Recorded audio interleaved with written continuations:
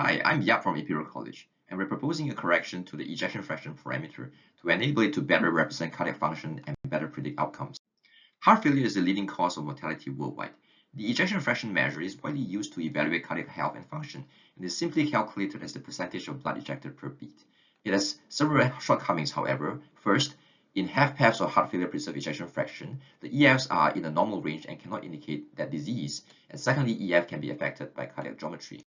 Our objective is thus to derive a corrected ejection fraction measure to resolve this geometry dependency and to test it for prognosis improvements.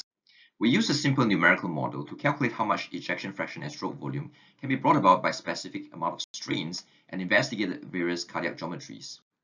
From our model, we saw that at constant strain, EF increases with hypertrophy and decreases with dilation, which is a different trend from the stroke volume over these geometric changes.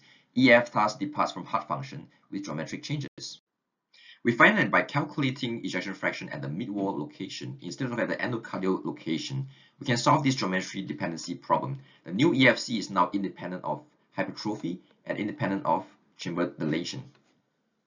We thus derive a method to calculate the new corrected EF measure from the traditional EF using a factor that can be easily obtained from routine echo measurements, and we tested EFC with a cohort of 2,000 patients for their risk of readmissions due to heart failure within 3 years.